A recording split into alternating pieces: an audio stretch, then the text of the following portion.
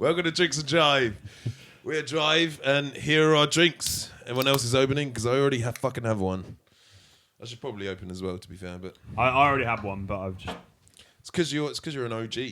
That's why.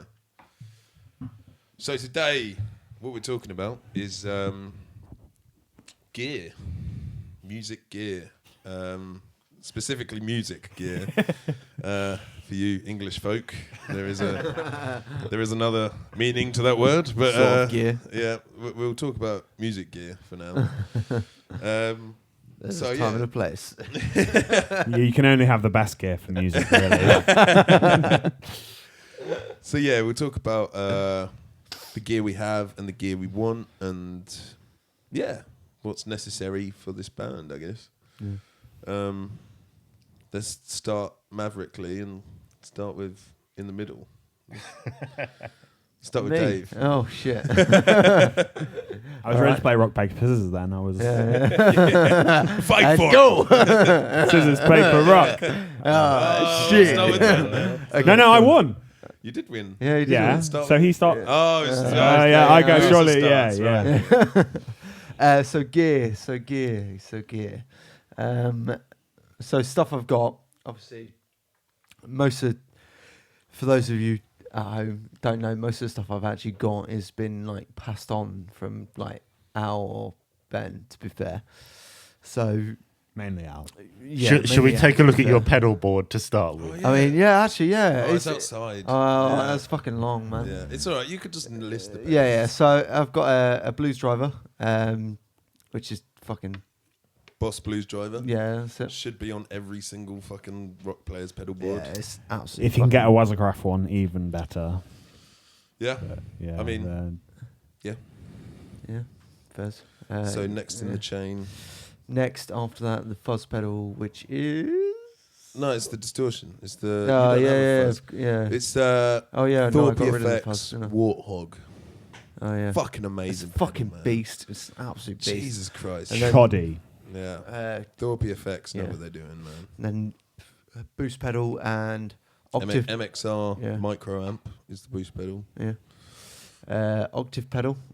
Thank you, Ben. Yeah, that's the. Yeah, you got the Boss OC3 at the moment, right? Yeah. But For But you now. need to buy that a needs Pog. to Yeah, upgrade to the Yeah. Pog. yeah, Yeah. Pog is like the next thing to buy. Yeah, definitely. But yeah, so that after that there's reverb. Yeah, after that is reverb. Isn't it? Yeah. Yeah. Boss RV6. Which I was gonna say is RV6. Brilliant pedal. That's Yeah, the end it's of the chain, fucking isn't great it? actually. Yeah, that is the end of the chain. Yeah, for me personally, my favourite one to piss around with is definitely the reverb pedal. Yeah. Currently pissing around with the shimmer setting actually. Oh man, that's Yeah, it's fucking like you wouldn't use it for most things. textural. Yeah, you wouldn't use it for most things, but like it is good fun, especially for is it open eyes? Open eyes, yeah. Yeah. That's, When you use the shimmer setting. yeah, so I was looking at it for over the kind of pre-chorus essentially with that. Right.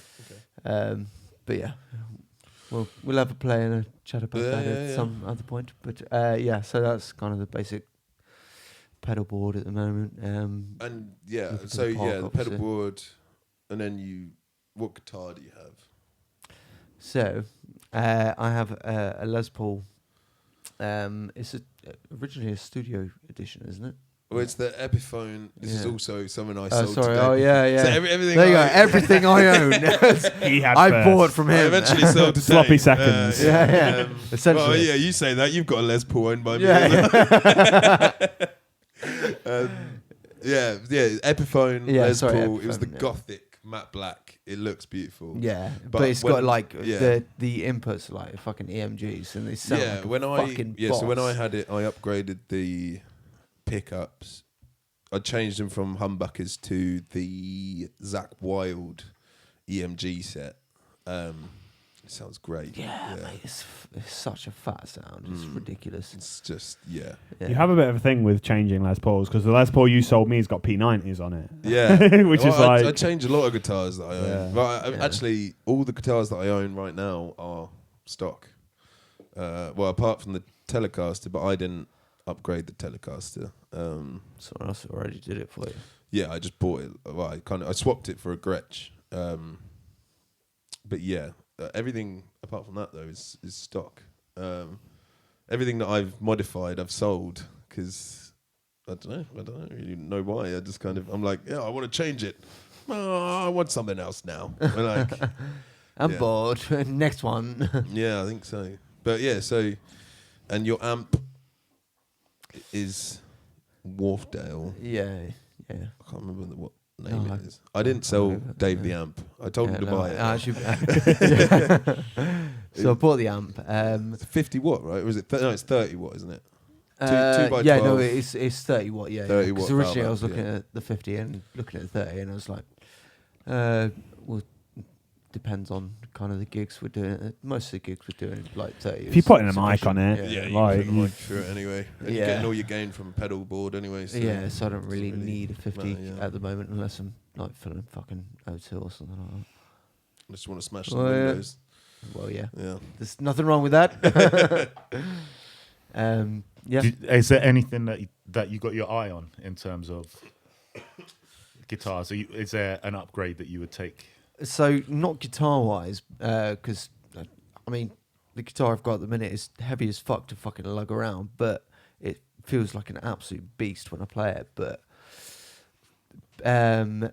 one thing I do really want to invest in at some point, and Eddie is at some point, haven't done a lot of research at the moment, is a loop pedal, because that would be fucking dope as shit. Like, would you use it in context with the band? See, I would probably find a way to use it in context with. There are ways, man. Yeah. I've been in bands before where people have just built up soundscapes using a loop pedal, which can be quite nice. But I mean, most of the time for a loop pedal, it's kind of personal stuff. But I've got one you can borrow if you want. I literally, like, you've never said this before, so I literally have one that I use. I use almost never. So you can, I might. I will. I will tell you on that offer. It's literally sat in my studio at the moment. But I think this ties back into something about Drive, which is that we play everything live, right? Yeah. It's like that's actually a fundamental part of There's no tracks, what we're doing. No Exactly. Like when everything you hear was created on stage. Yeah, exactly. I think we want to keep it that way. I think for sure. Yeah. Say that in 5 years. We're a million tracks. We have 18 guitar parts on this song. We only have 2 guitarists, and we're gonna pass that to Ben. So Ben, Ben. Your kit, gear. So I use gear as well. Yeah, I mean, so let's start with drums. So at the moment, drum kit wise, I have a Highwood custom kit at the moment. Highwood are a small independent UK drum building company that are based in Yorkshire. It's a fucking awesome kit, man. Could you make any more mess? Fuck's sake. I bought it off a guy. Sorry, for those listening on the podcast, I just spilt my fucking beer everywhere.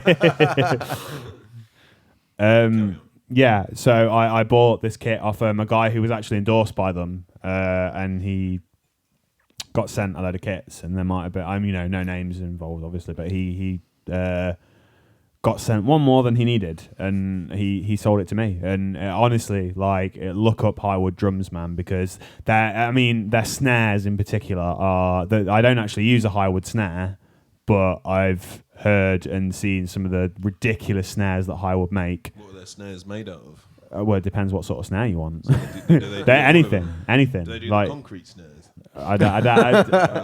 Is that a thing? Yeah. Dude, I didn't. What do they sound like? I mean, they sound quite dull. They sound like concrete. Like, literally, if you got a block of concrete and hit someone in the face with it, that's what it sounds like. Well, no. Well, it's hollowed out. It's in the shape of a snare, obviously. Yeah, but the natural reverb of it is there. It's just a cold sound, as far as I can tell. I understand. So the snare drum that I use at the moment, I've got a plethora of snares, but what I tend to use for drive, I've got a 14 by 8 for the drummers out there. Mahogany Gretsch snare. Is that a good thing? Snare depths are usually not 8 inches. It looks like a tom. It's fucking huge. You usually see sort of like 14 by 5, 14 by 6. Yeah. Even 14 by 6 is pretty big actually. 14 by 5.5. So it's large. My drums tried it. Yeah, the snare drum. But it's I said it's small. Pretty large. Yeah. It's about 8 inches. You should take a look, ladies. But yeah, no. Yeah. So that's a snare drum I use. But it's just a great snare, man. Like you can tune it quite high and still get a bit of depth. If you tune it down, it's going to sound like it's going to give you a nosebleed. Like it's it's big. Oh man, there's so many snares. Let's just move. So cymbals wise, what I'm using at the minute actually, I'm sort of constrained a little bit by budget. What I use for drive, I have a 22-inch AAX Omni for my ride because I crash my ride all the time. Like that's, I'm kind of talking drummer here. Everyone's just looking at me, nodding, being like, yeah, fucking yeah. Yeah. But yeah, no. 6, man. Keep on rocking, brother. Yeah, I do want to kind of, when money permits, look into something, because the problem with so it's a brilliant cymbal. So basically, the Omni series, they were made by Jojo Mayer, who I forgot to mention in my Heroes last episode.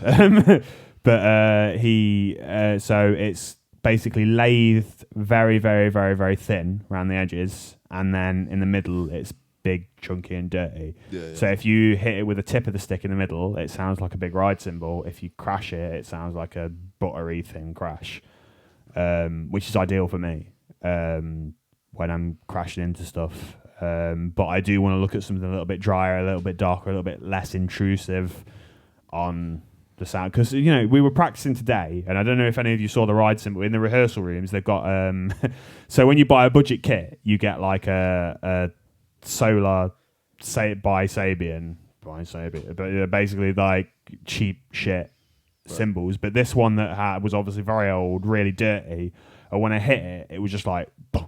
There was no sustain or no, do you know what I mean? It was literally just like bashing a clunk of metal, but actually it sounded pretty good. And it wasn't I feel like because that crashing of the ride is so central to kind of what I do in this band, it didn't really like having one that was a bit quieter and a bit less intrusive was actually really nice. Right. Yeah. So I want to look into sort of like the K Dark range, some of that. I feel it's a bit weird. Like you see so many drummers today. I do. I watch videos of drummers in like rock bands, and they're using these big, dirty, minor jazz cymbals, and I'm just like, I wasn't made for that, man. Do you know what I mean? Like, it's like, stop being... But they're trendy at the minute. That's what's kind of in, loads of people are using, like, big, dirty minors, and they're not necessarily right. Hashtag big, dirty vinyls. But, I do think having a cymbal that's a little bit drier would maybe suit me a little bit better for this context of the band. Like... Yeah. But I need to look into, I've always been Sabian. I've always, since I was a kid, I've always used like Sabian cymbals. And when I've been to the drum shop to, it's like, oh, it's Christmas, Ben, you can have a new cymbal. Like, and it is Christmas. Look at it is Christmas. Am I going to get one? No. I'm too old for that now. It's like, we've managed to get you out of the house, Ben. Yeah. We're trying to like wean you off binds. Yeah, like. So Sabian cymbals, I use AX Omni ride. I've got a really great 19-inch Sabian Volt crash, which is great. And then I've got an AX Explosion for one that's a bit faster and a bit more, and that's 18-inch that always sits. But I use that a lot less. It's very bright and again quite intrusive. The Volt is a much nicer cymbal, but the AX for when you want that big man, like mallet rolls on that are just like a. I mean, 90% of what you just said just. Yeah, woohoo! Yep. All the drummers will get it. Yeah. Trust me. Well, but sweet. This goes out to the hi-hats drums. as well. I need new hi-hats because I've got AX stage hi-hats, and no matter where you hit them, they sound the same and they're shit.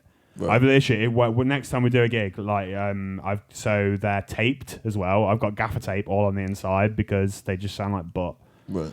But I can't afford to spend £300 on new hi-hats. Yeah. So when we're massive and someone literally pays me to use their cymbals, Happy days. Sabian, Win-win. if you're yeah. Getting in those seeds early. Well, I I was going to say, what about you, Jim? What sort of stuff do you use? Well, slightly before, is there anything you want? New hi-hats from Sabian. no, always. So I was saying in new practice, drums, new cymbals, new cymbals always. I think I'm a drummer who uses minimal drums and lots of cymbals. Like I love cymbals. Cymbals are great. I have. I really want to mess around with bells and small splashes. I said in the last video. So the guy I share my studio with has a ton of. He has like a tiny little like splash with loads of holes in it, and he just got like an ozone crash, which made it onto all the records, and they sound great. And I want that live. Yeah. So that's the next investment, but also there's a ton of studio gear that is because you said sorry to like take up time and everything, mate, but like don't worry. with so all the Drive recordings thus far, and probably the next few that will come out at least, will all have been tracked by myself and whatever. So I'm lucky enough to own a set of AKG 414 stereo paired, which are awesome. And the thing is, it's kind of like guitarists with pedals. It's drummers with cymbals. One more. Well, yeah, no, exactly. That's so true. And it's the same with microphones, and also the same with cymbals, and also the same with snare drums. And so I'm like triple bogged down with a list of stuff I really want and can't afford and don't have the space for. But this is the thing, man. I mean, I don't own the studio. I wish I owned the studio. I rent a studio in East London, which is great and helps so much. Like my girlfriend would have probably thrown me out by now if I didn't. Mine's on the verge of rent a studio, but that. She's in the room right now. That was a joke. I'm not being serious. She's laughing. It's okay. Yeah, it's all good. She's got that smile on her face. Yeah. You know the one. But well, the other thing is that we talked about hardware, but there's also a software element to what we're doing, and you're basically engineering most of what we record. Yeah, right? so I engineer it. The first EP I mixed and sent it off for mastering for someone else. I didn't mix Hearn actually, and do you know what? Like the software aspect, I don't. Oh man, no. Do you know what? I'm lying. It's the same. There's so much. The thing is, like I just saw. No, I'm just saying. Like I think another episode would be in a time where Sam is in London. It'd be good to get him in for the podcast. That'd be really good. Yeah. We could invite him down. Sam, yeah. to London. Well, Sam, look, but come to fucking London, mate. Man. We need he's from here. Cheddar, so he's a southerner. So we'll from the Gorge, Cheddar Gorge.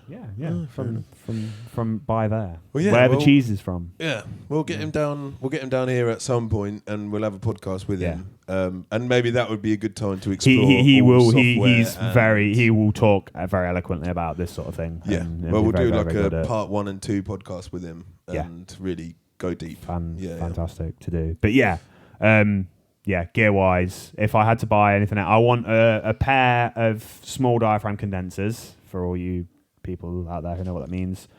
I want more cymbals and lots of other things, but they're the two things, main things that I want right now. Yeah. And so I just want to say, because actually just hearing Ben talk about drum gear, I realised I didn't know what the fuck he was talking about. So I think like if you're not a music gear person and you've made it this far, then great. Well done. But I mean, obviously, we'd love to take the time to sit there and explore and explain what each of these things means, but that would just turn a 40-minute video into a 3-hour video. And because we have podcast restraints, we're going to just keep moving forward. So if you're a music gear person, you know what, actually, fuck it. I'm going to, when uploading this, I'll put a list of times in the comment section of when we're talking about a certain instrument gear or a certain part, whoever we're talking to gear. So Ben's drums, Dave's guitar, I'm guitar and vocals, and Jim's bass. I'll put a timestamp on each one if there's any particular one you want to hear. And if you want to just listen to the whole thing, then fuck yeah, cool. Good for you. But also, if you do feel like we didn't cover something that you want to know, send us a message and we'll answer. We'll fucking answer for sure. Yeah, like send it, like either comment on the video or but I mean if that goes whatever, like we're on Facebook and Instagram and Twitter and everything. Just find a way to get to us and we'll talk about it and we'll do what we can. Yeah, cool. So cool. I think. I feel like I'm done. You're happy with yeah. I mean, I'll probably think of 10 things that I could have said after. Yeah, well, yeah. I mean, like we did earlier with the fucking Heroes video. So, Jim, like, what sort of gear have you got that you want, or that sort of thing? Well, in terms of bass, I've tried to keep it pretty simple.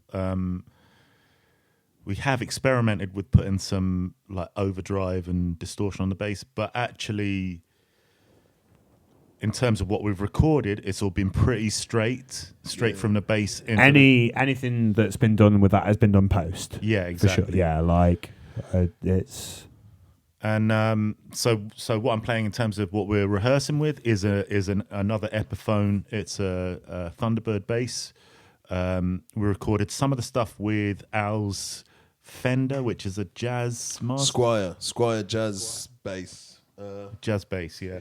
No, Fender Jaguar bass, which is actually a beautiful sounding bass. It's a PJ, so it's got a precision and a jazz pickup.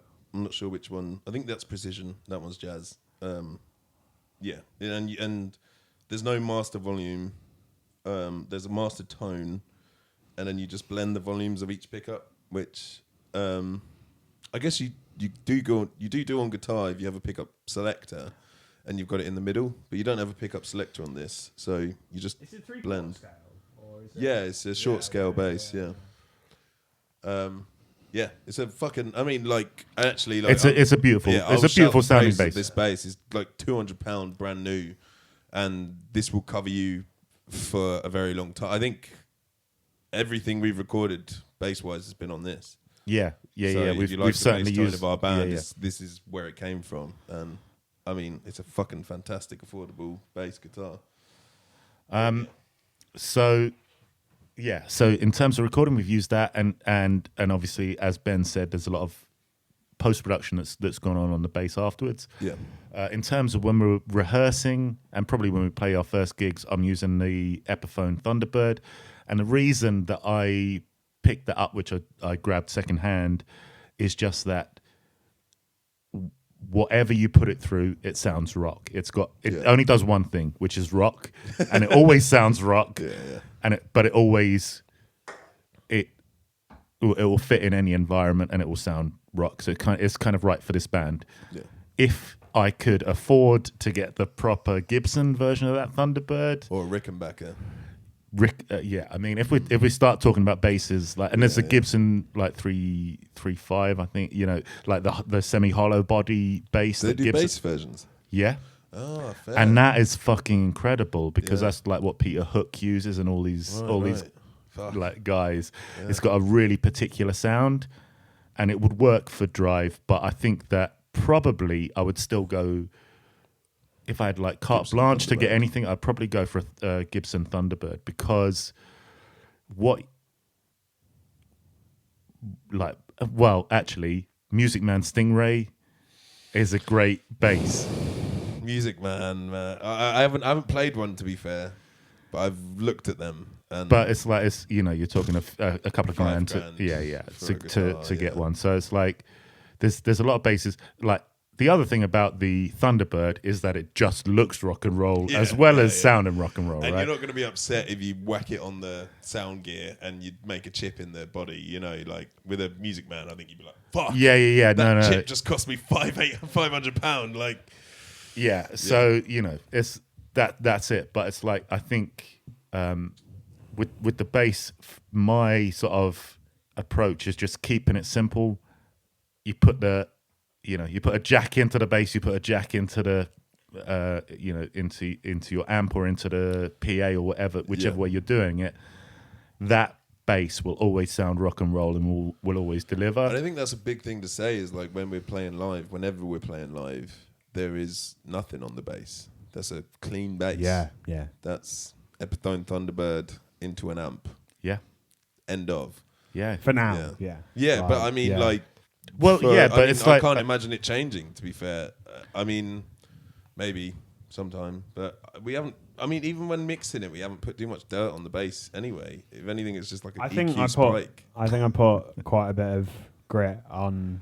Well, you're quite a bit of grit is nothing like Yeah. a general quite a bit of No. grit. Your quite a bit of grit is like the smidgen of grit. And you're like, oh, that's a bit much. And like, no, it's like you're very conservative with your grit. But yeah, I think I just wanted to say like that's an important thing and especially live. That's a clean bass. it's a it's a kind of workhorse bass, and I think that like there's a real difference between the kind of experimental aspect of what you do in the studio and then what you play live. It's like it's a much more visceral thing live, and it has to just be right out the box kind of thing. Has to be rocking. It has to be rocking. Rocking. What about you, Al? For me, Yeah. so I have too many guitars to count. Right, if I count them in this room. I mean, look at this have room. 1, 2, and beyond the reach of the canvas, there's 1, 2, 3, 4, 5, 6 guitars in this room are owned by me. We've got Jim's bass here. Another guitar. Yours is outside. Yeah. I have a couple of guitars at home. I love guitars. I have a real obsession with them. I've calmed down a lot more recently with my purchases. And then you sold a load of them to me and Dave. Yeah, I sold a bunch of them. So, I mean, what I use pretty much exclusively now is my Chapman ML1. It's a fucking beast. I mean, I've never... So... Bit of background, if you're as wondrously modelled by Ben, you see, he had an ex-career as a hand model. So Chapman are a UK company run by run by a guy called Rob Chapman, who I'm sure if you're on this gear video, you've heard of Anderton's music page and you've seen Rob Chapman make videos. But I mean, to sing the praises of this guitar, it's fucking amazing. I mean, yeah. Since the minute I picked it up, I actually went to the Anderton shop in Guildford. I was just because it's kind of like a guitar mecca. I just went in and I was like, I just need to go in there, and I started playing guitars, and I picked up the Chapman and the ML1, and I was like, well, this fucking rocks. And I remember they have these like, because I was there with my girlfriend and her mum, and I was like, look, I'm going to be in here a while. You might as well go like into town and go for shopping a bit whilst I'm just here playing guitars. I picked up the Chapman and I just played that for the entire time. I think like I kind of went around, and not to say that I wouldn't have because I didn't play any like the $5,000 Les Pauls. I did play a $7,000 PRS, which I didn't like as much as this, which is crazy. But it's different strokes for different folks. I think the PRS I picked up had a glaze. Oh, fucking smashed the mic into my teeth. Had a polyurethane finish on the neck, which I really don't like. I pretty much exclusively play. Well, yeah, not pretty much, entirely exclusively play nitrocellulose finishes on the neck. Polyurethane just grips with my hand, especially when you're sweating a bit on stage. You just can't get the same feel. It's really glassy and that kind of thing. I really like a smooth wood feel neck. Whenever I've had guitars like the Les Paul that I sold to you that has a polyurethane, I've sanded the neck down to bare wood so that it's a lot smoother. But yeah, I mean the Chapman ML1 is fucking phenomenal. I also, the other guitar that you can see in the camera, I think, is the Ibanez AS93, my semi-hollow body, semi-hollow body, double humbucker, and as much as I love the Chapman, and that is the guitar I play it whenever, the AS93, I think maybe the guitar that I recorded Hearn, the main riff with, just because it's got pure chunk, like just... Chod. Yeah, just undeniable gore. I mean, the Chapman definitely comes close, but the AS93 has that. I mean, that might be the semi-hollow. I don't really know. It's all magic to me. But it makes... Those two are my main ones. I've got a Fender Telecaster, super modified, and relic. Sitting in drop A at the moment, isn't it? It's in drop A, yeah, at the moment, for a song called Guilt. And then I have my Stratocaster, which I inherited from my late brother. So that's the closest guitar to my heart. And then for acoustic, I have a Crafter Highlight 2, which I've played a lot of Fender and Gibson acoustics, and I don't like anything as much as I like that. It's good shit, man. I mean, I'd love a Martin, don't get me wrong. But if I'm Taylor, right, we haven't recorded or played anything for Drive acoustic on recordings. Yeah. Although But we should talk about the there's- Kemper. Yeah. So- That's coming. Yeah. So yeah, I think that's a good segue. Like, we'll move past guitars. But I just want to say quickly, if Chapman wants to sponsor me, I'm readily available and happy to do that. But so yeah, we'll move to amps. So for me, I have a Kemper, which, if you know about the Kemper, then you know exactly what I'm talking about. It's just fucking amazing. Every guitar you've heard recorded on every single Drive track has been recorded through the Kemper, including bass. No, only the Hero wasn't. No, Hero. we did. We re-recorded all of Hero. I don't think we did. We Not did. all of it. No, we didn't. No, we did. We definitely didn't. Do you know why I know that we didn't? Because there's a bit at the intro of Hero where you can hear the click track bleeding out into the mics. Really? Yeah. Okay. Well, Yeah. not Hero then. Yeah. Other than Hero. Yeah. Yeah. Yeah. Not for sale, definitely. Not for because- sale yeah. was done, and Shadows. Shadows Yeah. I was think. probably. I don't know. I don't know. Yeah. Like, the first EP was recorded on the cusp of me getting the Kemper. But I'm pretty sure that Shadows is Kemper as well. I'm sure that most of Hero is Kemper as well. Actually, I think just the intro of Hero is original amp. I think the rest is Kemper. I just, for the people who probably don't know what a Kemper is, it's a box that you plug your guitar into. And rock happens. And rock For, happens. I think so. that emulates any amp pretty much. Yeah, out of so the canon of amps. the thing that the Kemper did, it was, does it good. Yeah, That's the thing. so- Yeah. So, like, there has been a war over time as That's what I was about. dramatic as the Lord of the Rings between. Well, American Gods would be a better parallel with digital and analog. And for the longest time, digital just could not match up to analog. It just couldn't. And I mean, there's an argument that it still can't. But Kemper. I mean, but the Kemper came out and everyone was a naysayer. Everyone was a doubter within the guitar gear community. And was like, no, there's no way, there's no way. And then you hear it and you A/B a real amp with a so what the Kemper does, well, not what I do. I haven't profiled an amp since I've owned the Kemper. I buy profiles off of other people because I don't have the money to own these super expensive amps. But for the same, like the initial purchase is an expensive bit of kit. It's about £1,800 brand new, something like that. I got it second hand for like £500 less. It lined up with a traffic accident that I had where I got a payout, and with that money I bought a Kemper.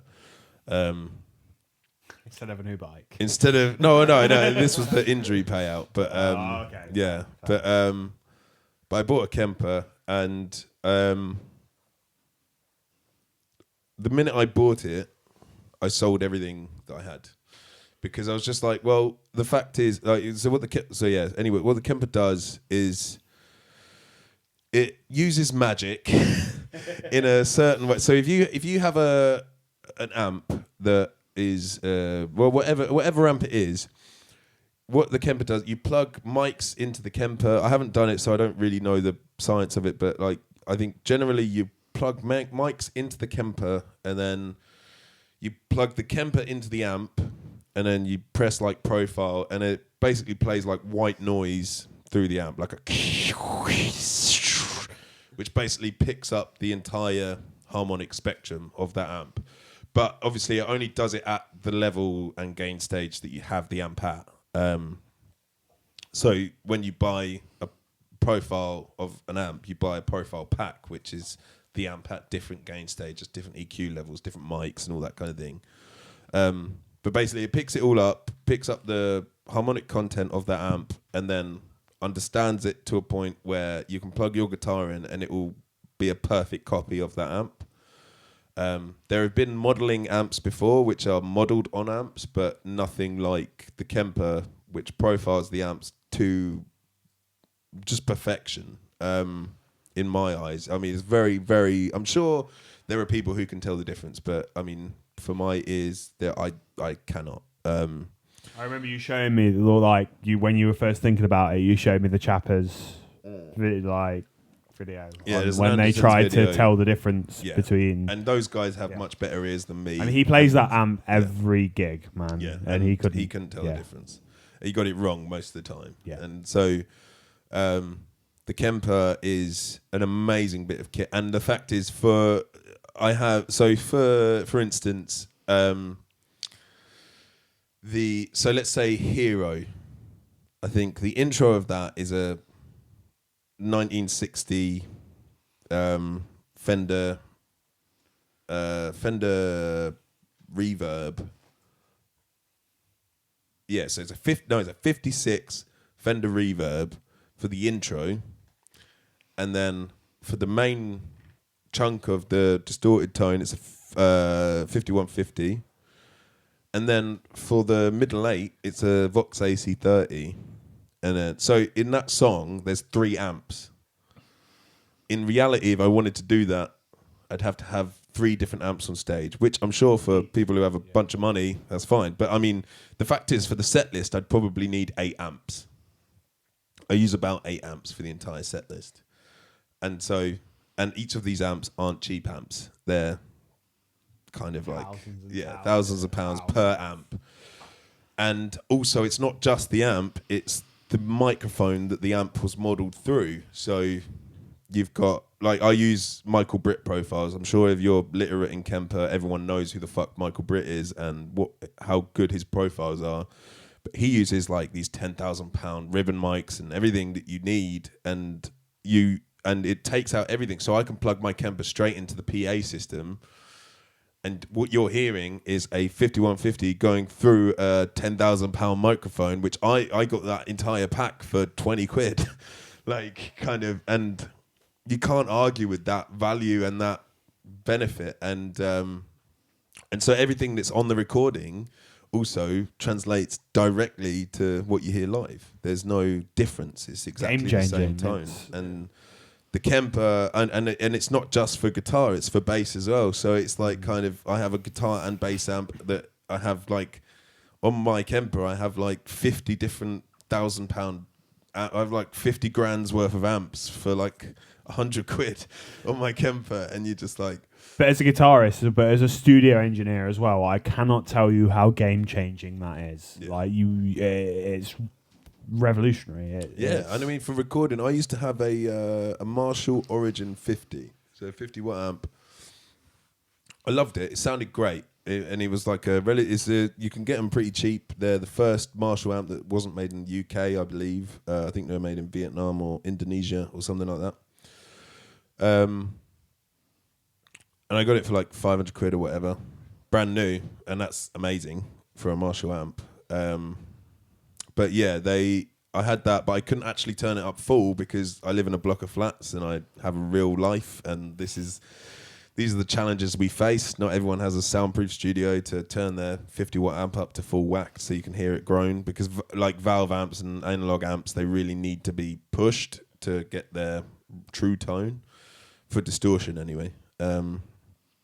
And so we recorded a bunch of stuff, but we turned it up loud, but nowhere near the level it should be. And so with the Kemper, you can get a 50 watt amp going full blast and have it at bedroom level and not worry about it. And it's, yeah. Were you saying the other day as well, but just like plug into the headphone socket as well, and you can just be like... Yeah, I mean, like sometimes, so I get inspired to write songs a lot of the time at like 4 a.m. And so I'd kind of just like wake up, leave Siobhan in bed sleeping. I'll come in here and I can turn the Kemper on, put my headphones into the sound card and record an entire song at fucking 50 watt level at 4 a.m. and not even wake up someone sleeping in the next room. And like, you can't argue with, and to the fucking perfect quality. So you can't argue with that. I mean, the Kemper is an amazing bit of kit, man. I mean, it definitely defines our sound as a band. Well, like one thing I wanted to pick up on, because although you mentioned it, we kind of, I think it needs to be said very clearly, is that what the Kemper allows you to do is to have the exact sound conditions that you have in recording the original track live. Yeah. Which is completely different than the way things ever were before. Yeah. Like that was never an option. And it takes away stage sound as well. So I mean, if we all had Kempers, which is the end game, I think. Can we, if we're doing sponsorship calls, let's do one. Well, I think like the end game. I think even at a point where we're touring and we're making enough money that we can afford it, like for everyone to have a Kemper would be the way, because then we could take 3 guitar rigs, bass and 2 guitar rigs within one rack, and have our own pedal boards involved, and so we don't have to lug amps and everything. It'd be one rack and 3 pedal boards included with those Kempers, and that would be our entire rig plus a drum kit, and then all of our stage sound. We wouldn't have a stage sound. Everything would be going through the PA, so everything's controlled by the sound guy, and so monitors. And so if we sound bad, it's Ben's fault. Yeah, exactly. I was literally just about to say. Can you imagine if they made a drum Kemper though? A drum Kemper. Well, a drumper. Electronic drum kit. Yeah, so you could use. I'm sure they're working on it. To be fair, they probably are. But the natural reaction of a stick that is so much bouncier on an electronic drum kit than it is on an acoustic kit. Yeah, I don't know though. You have I've got a Roland kit and the mesh heads are really good. Yeah. So it'll be interesting. I'm sure they're doing a Dremper right now. A Dremper. On that note, thank you very much for watching. We'll drive. Thanks, and, guys. Good night. The chains explode inside us, and blind all those